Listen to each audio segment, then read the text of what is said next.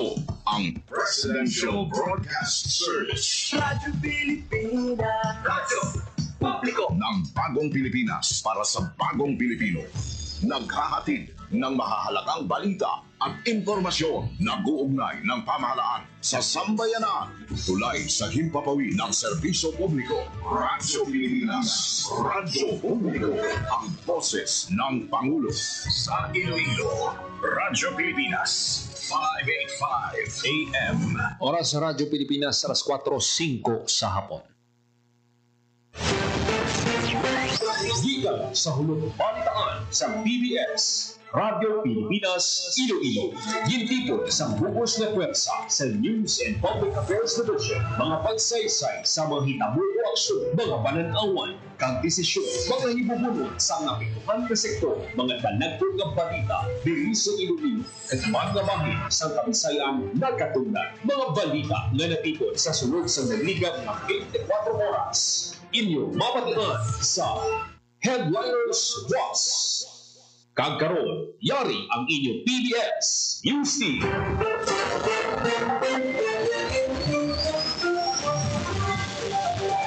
Mayong hapon, ini ang Headliners Boss, Biyernes, Oktubre 31, tuwing 2025. Ini ang inyong tagbalita, Joseph Paul Noblesa Arosa. Kagkaroon sa mga Pangulong Dinamaan.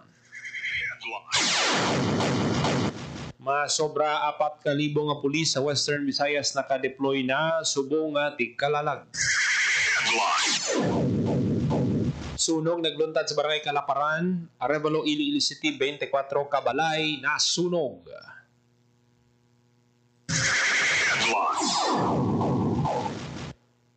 Philippine Coast Guard nagpatagan sa inspeksyon sa bagahe sa mga pasahero sa Dumangas Port. DOT-6 nagpagawa sang tourism advisory para sa Piesta Minatay. Nagkaroon sa detalye na sang aton mga balita. Radyo Pilipinas. Radyo Pilipinas News. Radyo Pilipinas. Radyo Pilipinas News. Naka-alerto ang Police Regional Office 6 sa pag-obserba sang publiko sa tigkalalag sa Western Visayas. Isa kaadlaw antes ng Piesta Minatay, nagpatigan sa inspeksyon si Police Regional Office 6 Director Josefino Ligan sa mga passenger terminal kag patio agud ma-check ang deployment kag kandaan sang kapulisan. Unang agin padulungan sa opisyal ang Parola Wharf sa dinggin pa-explain niyang mga pulis na naka-duty matapos nga maabdan nga wala sang nakabantay. Nagpatag naman ang mga naka-duty nga pulis nga namahaw sila sa nag-abot ang opisyal. Ginapanugyanan ni Liga ng mga pulis na hindi pagpabaya ng ilang pwesto mo kinahanglan may nakabantay gid sa tanan nga tion para mapus sa mga pumuluyokon magpangayo sang assistance. Nagpadulong man ang opisyal sa Molo Public Cemetery, Forest Lake sa distrito sang Mandurriao, Ceres Terminal sa Muhon, kag Kamalig Haro, kag Dumangas Port sa probinsya sang Iloilo. Sa pagbantay sang PRO6 subong nga tigkalalag, 4,706 personnel ang nakadeploy sa Western Visayas. Ini ang ginalakipan sa mga katapos ng Aviation Security Unit 6, Regional Maritime Unit 6, Regional Highway Patrol Unit 6, Regional Intelligence Unit, 6th Special Action Battalion Special Action Force, Regional Medical and Dental Unit 6 kag iban pa nga support units. 287 Police Assistance Desk ang nakaplastar na sa mga sementeryo, memorial parks kag kulumbarya. Bilang kabahin sa tech-driven policy approach sa kapulisan, magagamit man ang PRO6 ang drones kag CCTV agud mainhan sa pagmonitor sa mga sementeryo. Magabulig man sa pagbantay ang 1,317 ka personnel sa Armed Forces of the Philippines, Bureau of Fire Protection, Philippine Coast Guard, kag iban pa nga partner agencies. Suporta kag operasyon ang panawagan sa PRO6 sa publiko para maging matawhay ang tigkalalag sa Western Visayas.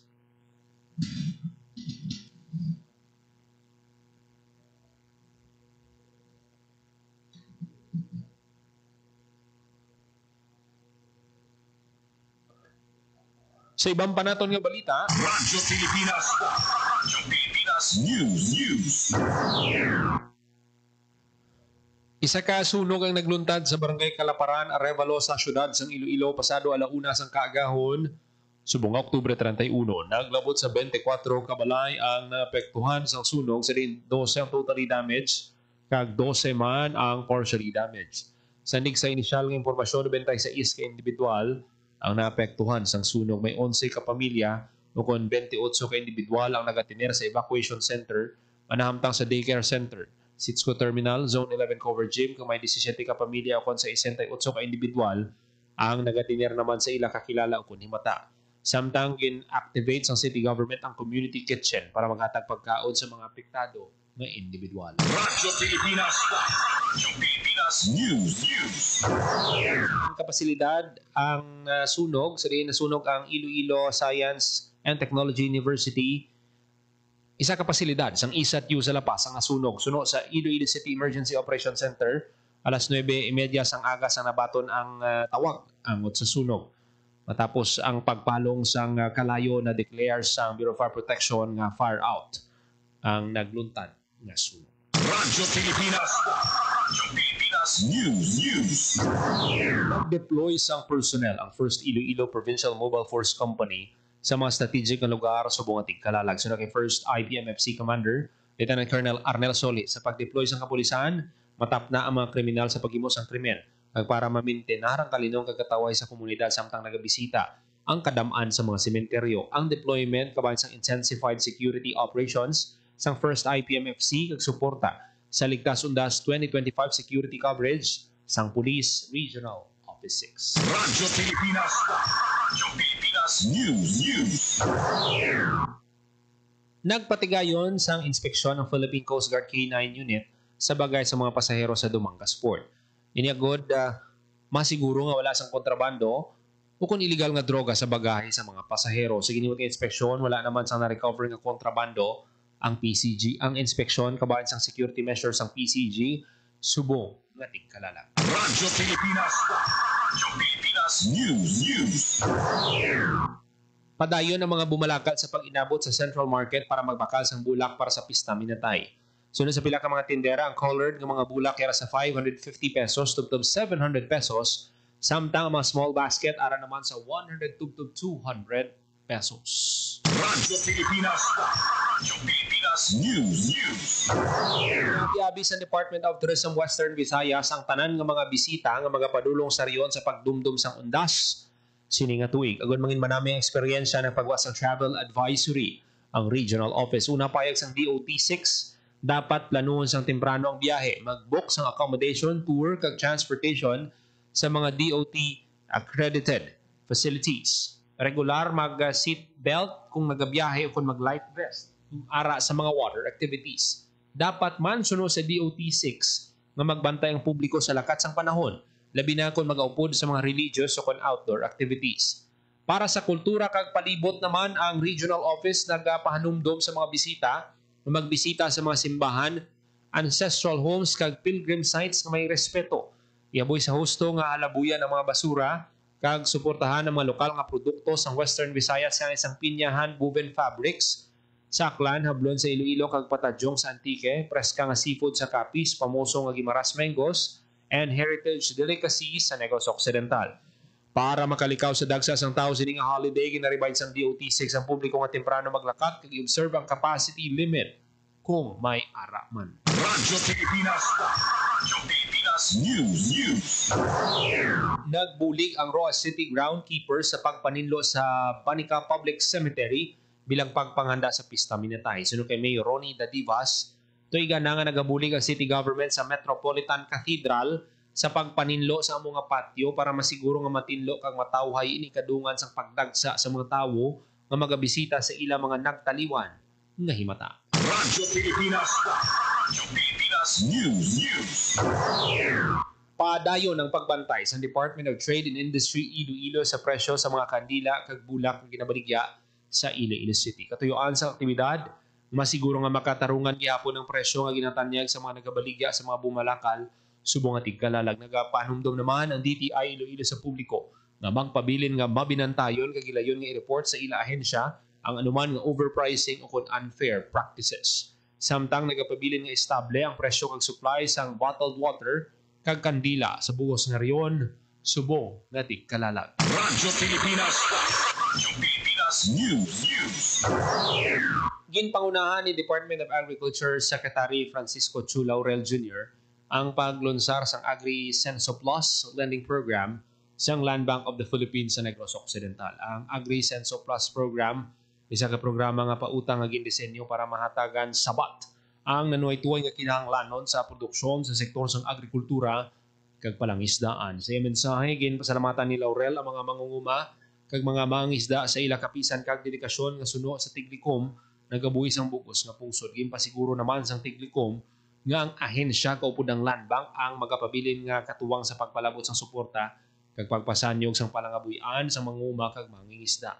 Ang paglunsar sang Agri-Censo Plus program giniwat sa Cadiz City Arena, gintambungan sa masobra 1,500 ka mangunguma kag mangingisda gikan sa nanuy-tuway nga banwa kag syudad sang Negros Occidental. Radyo Pilipinas News.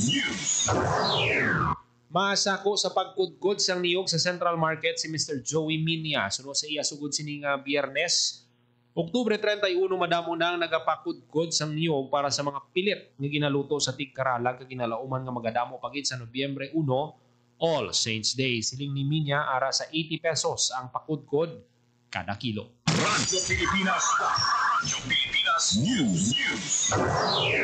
Sa iban pa naton nga balita, sigurado na ang 2023 performance-based bonus o PBB sa mga empleyado sa Aklan Provincial Government. Ini ang ginanunsyo mismo ni Governor Jose Enrique Miraflores sa opisyal nga Facebook account. Suno sa gobernador na qualify ang LGU sa listahan nga ginpagwa sa Department of Interior and Local Government nga mga LGU nga makabaton sang PBB. Dugang pa sang gobernador ang Aklan lang ang probinsya sa riyon nga kwalipikado para sa 2023 PBB. Radyo Pilipinas News. Nagpatigayon sang tatlo ka adlaw nga post-national project validation and evaluation workshop ang National Disaster Risk Reduction and Management Council para sa kanlaon recovery and development plan.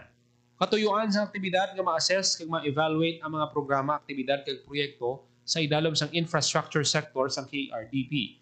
Sa right shop, ginistoryahan sa mga partisipante kung ano ka-epektibo ang mga ginadusong nga proyekto pagod masiguro nga mahatag ang kinahanglanon sa mga komunidad nga apektado sang paglupok sang bulkang kanlaon. Ang National Project Validation and Evaluation Team ginabugusan sa mga representante alin sa Office of Civil Defense, Department of Public Works and Highways, Department of Interior and Local Government kag Mines and Geosciences Bureau.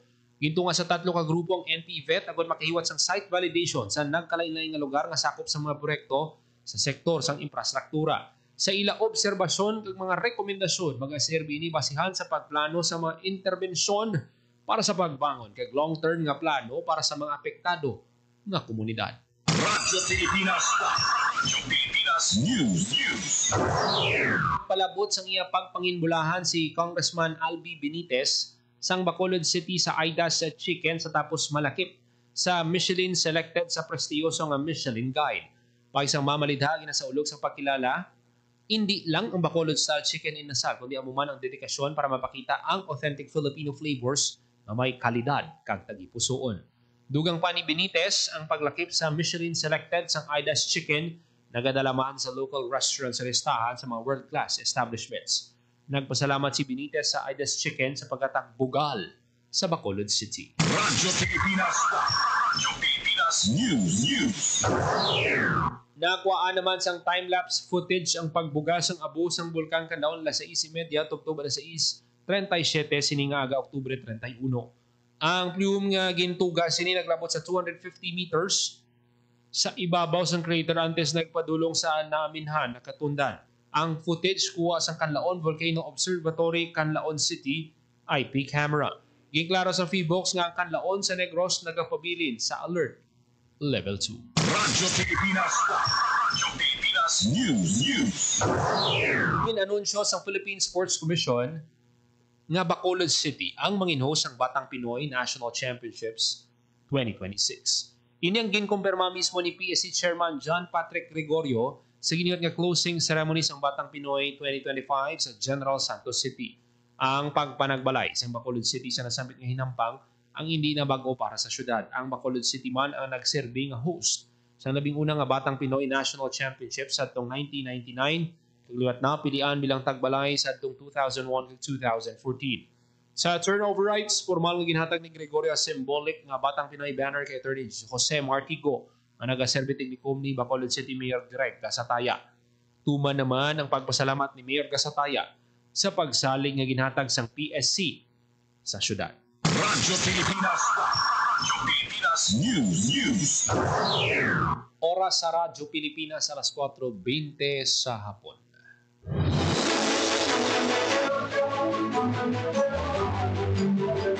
Kagamihan ito manatipon nga balita sa PBS Radyo Pilipinas Iloilo News Team. Biyernes, Oktubre 31, 2020. Yung inyong tagbalita, Joseph Paul, Lesa Tarosa.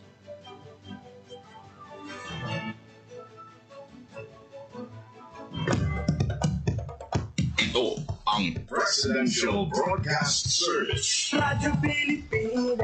Radyo Publiko ng Bagong Pilipinas para sa Bagong Pilipino. Naghahatid ng mahahalagang balita at impormasyon na guugnay ng pamahalaan sa sambayanan. Tulay sa himpapawid ng serbisyo publiko. Radyo Pilipinas. Radyo Publiko. Ang boses ng Pangulo sa Iloilo. Radyo Pilipinas. 585 AM.